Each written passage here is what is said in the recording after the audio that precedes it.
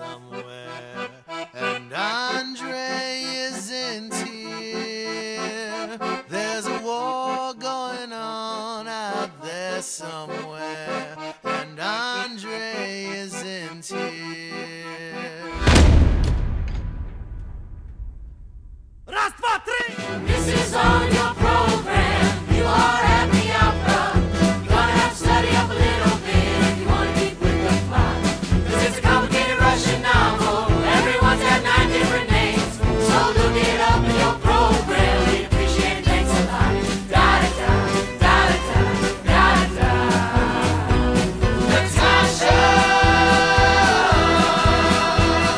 Natasha is young.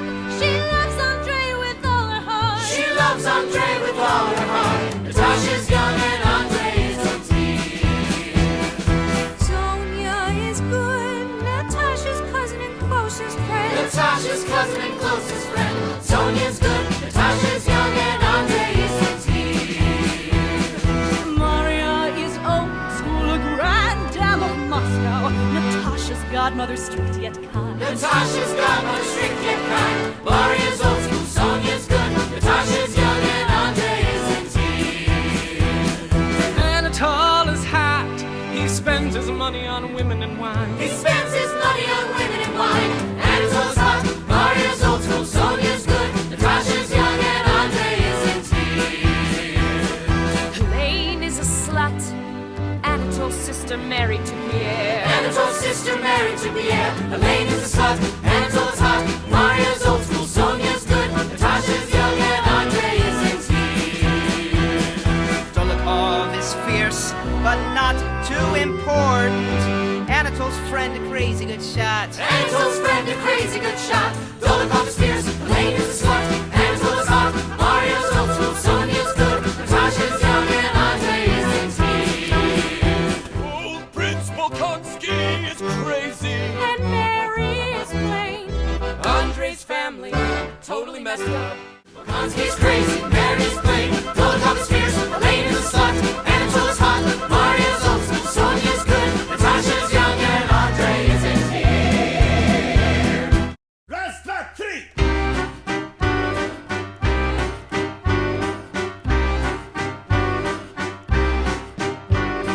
Maria Dmitrievna Akrosimova. Countess Natalia Ilinichna Rostova. You must call me Natasha. Maria Dmitrievna Akrosimova. Sofia Alexandrovna Rostova. You must call me Sonia. Welcome, welcome to Moscow, where faded and fading princesses live. I'll take you where you must go, beg you a bit, and I'll scold you a bit. My goddaughter, my favorite Natasha, I will touch you on the cheek. Well, now we'll talk. I congratulate you and Andre. You've hooked a fine fellow, one of the finest matches in all of Russia. I am glad and relieved he'll be the family's saving grace. I blush happily. But his father, Prince Bolkonsky, much dislikes his sons marrying the old fellow's crotchety. Of course, Prince Andre's not a child, but it's not nice to enter a family against a father's will.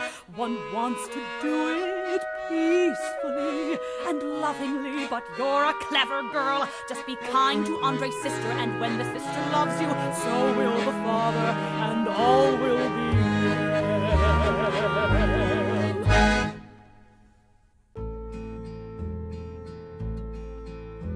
I know they'll like me, they can't help but like me. Everyone has always liked me. His father, my Andre's father. His sister, my Andre's sister. There is no reason for them not to like me. Are the prince and princess at home? The prince is not receiving, but the princess begs you to walk up.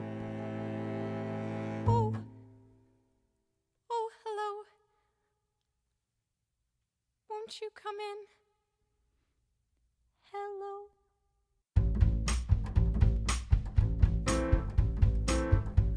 And from the first glance, I do not like Natasha. Too fashionably dressed, frivolous and vain, her beauty, youth, and happiness. And from the first glance, I do not like Princess Mary. Too plain and affected, insolent and dry, I shrink into myself, assume an offhand air, which alienates me still more.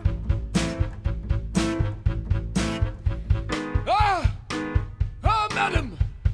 Countess Rostova, if I am not mistaken. Whoa! Oh, I beg you to excuse me, my costume, this dressing gown. I did not know, my poor girl. And he looked at her once, head to toe, and left, muttering, I must take my leave. Please wait, dear Natalie. I want you to know how glad I am my brother has found happiness. Is that the truth? I think it is not convenient to speak of that now, dear princess, she said, with such dignity and coldness, though I felt tears choking me. What have I said? What have I done? Crying like a child. Oh, they were so awful. Oh, it all hurt so terribly. Andre, where are you?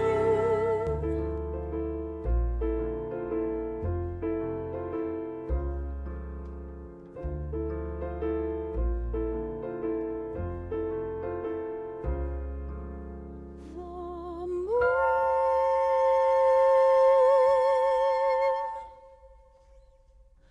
First time I heard your voice, moonlight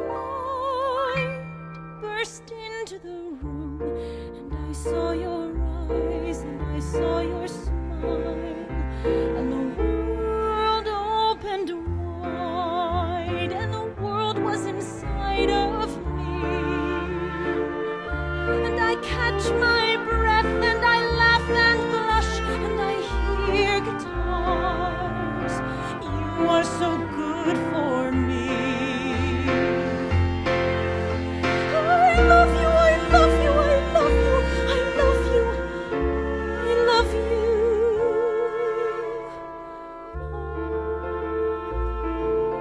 Oh, the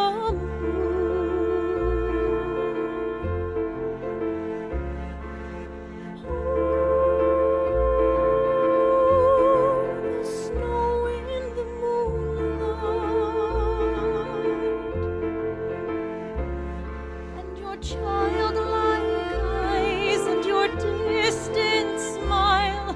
I'll never be this happy again. You and I, you and I, you and I,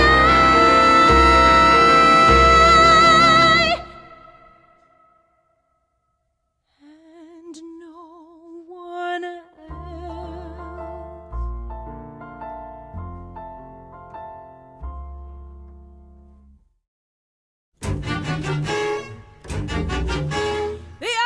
The opera! Hold up your dresses and jump out quickly. Ladies, welcome to the opera. Bare arms and shoulders, brilliant uniforms, pearls and silk, glittering before our eyes. Feminine envy, a whole crowd of memories, desires and emotions. Natasha, smooth your gown. Natasha, smooth your gown. Looking in the glass,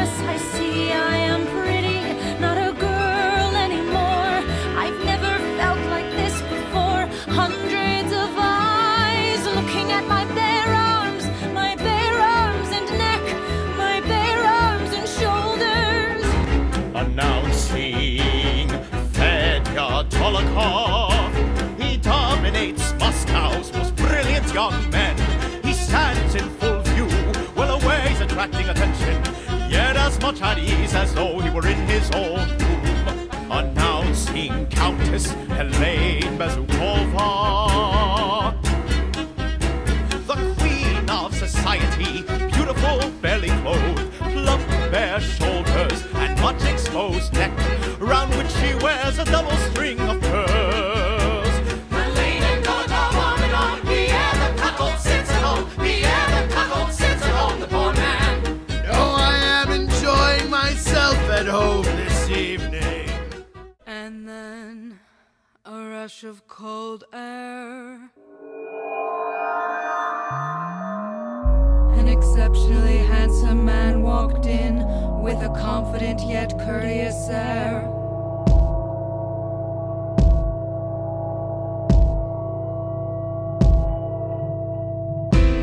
This was Helene's brother, Anatole Kuragin. He moved with a swagger, which would have been ridiculous had he not been so good looking. And though it was the middle of the act, he walked right down the aisle, his sword and spurs jangling, his handsome perfumed head held high, and he looked right at Natasha. Mais charmant.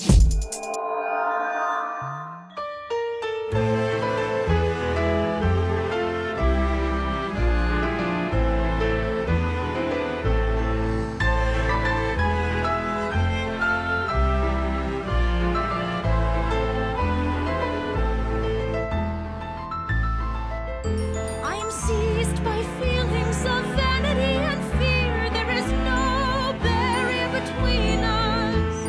Whispers and moans and ringing in my ear. There is no barrier between us. Natalie, I can feel your eyes upon me. blocking her path, I bring her face close to mine. His large, glittering, masculine eyes are so close to mine that I see nothing else. Is it possible that I should never see you again? I love you madly, can I ever? Natalie, You press my arm. You press my arm. Natalie, You're hurting my hands. Natalie. I don't understand. I have nothing to say.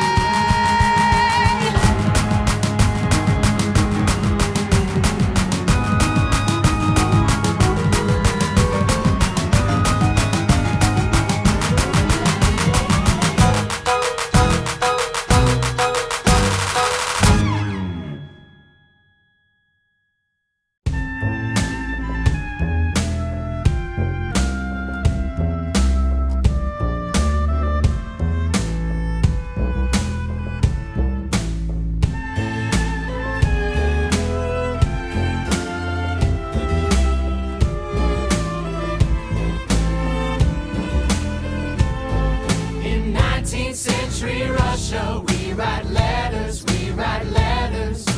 We put down in writing what is happening in our minds. Once it's on the paper, we feel better, we feel better.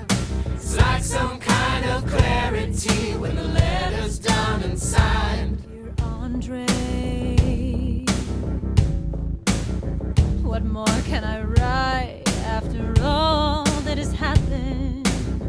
What am I to do if I love him and the other one too? Must I break it off? These terrible questions. Natalie, Natalie, Natalie, I must love you or die.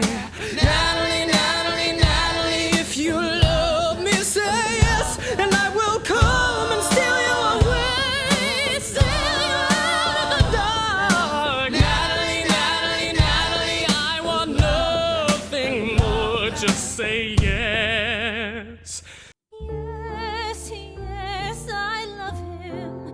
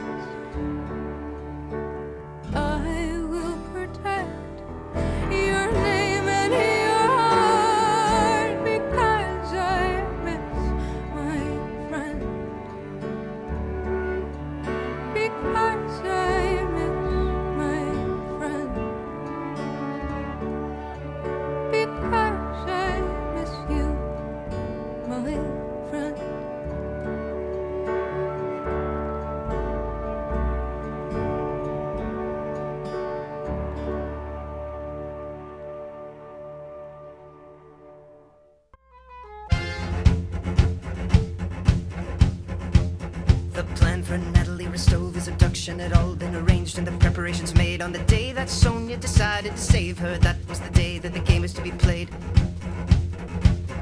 Natasha was to be on her back porch at 10, and Anatole and his troika would scoop her up, and then they'd ride 40 miles to the village of Kameka, where an unfrocked priest was to make them get wed. Then back into the troika, off they'd go, take the Poland high road to the wedding bed. Passports, horses, 10,000 rubles I've taken from my sister, and another 10,000 raised with Dolikov's help. Now, Lily, ready your dawdling. The driver is here, the driver is here. Balaga is here.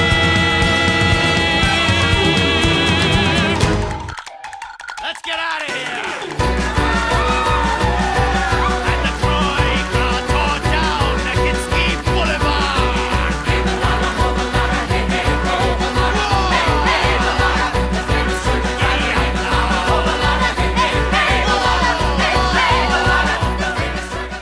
You will not enter my house, scoundrel! Pierre, old friend, I'm sorry it's late. I'm sorry I haven't seen you about. Where have you been? Where have you been? I have been studying. Pierre, old friend, we need your help. Pierre, old friend, the family name. We need your help. We need your help. There's ruin at the door. Maria. Natasha has let down the family. What? Natasha has broken with Andre. What? Natasha has tried to elope. What? Natasha and Anatole Kuragin. What? When Andre comes home, he will challenge Anatole to a duel and get himself killed, and all will be ruined.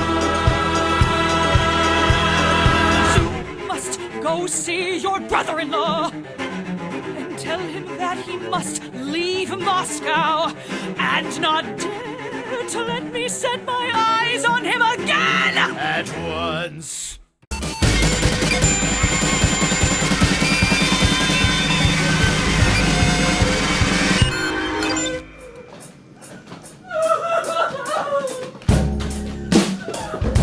Day Anatole left for Petersburg.